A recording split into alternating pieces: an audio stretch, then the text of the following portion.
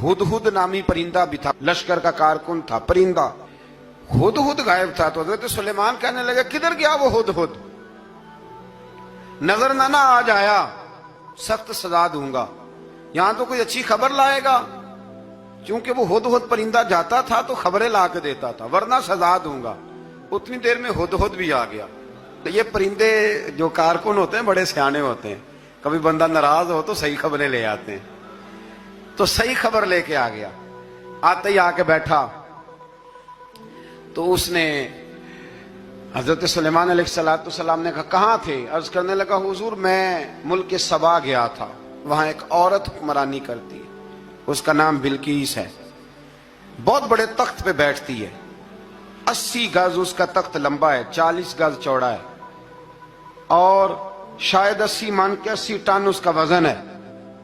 तो हुजूर वो सूरज को पूछते हैं।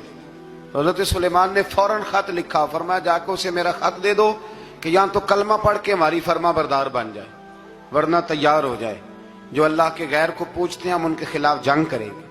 वो जब लेके गए ना खत, ये हुदूद गया तो वो मीटिंग कर रही थी, उसके वजीर मशीर सारे बैठे थे।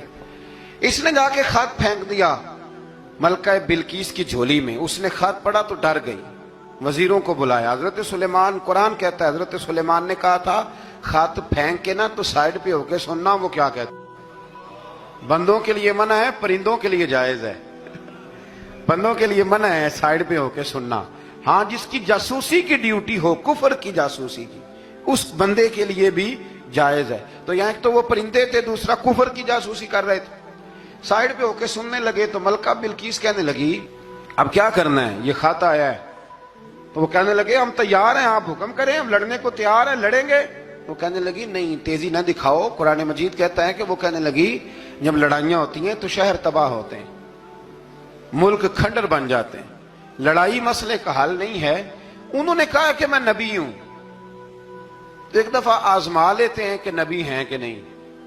माज़अल्लाह आजमा लेते हैं। कहा कैसे? कहने लगी तोहफे ताहे बेचते हैं, अगर माल पर दिल ललचा गया तो फिर नबी नहीं बादशाह है, और अगर माल पर दिल ललचाया ना तो फिर अल्लाह के कामिल बंदे। ये फर्क उसने उस वक्त बयान किया।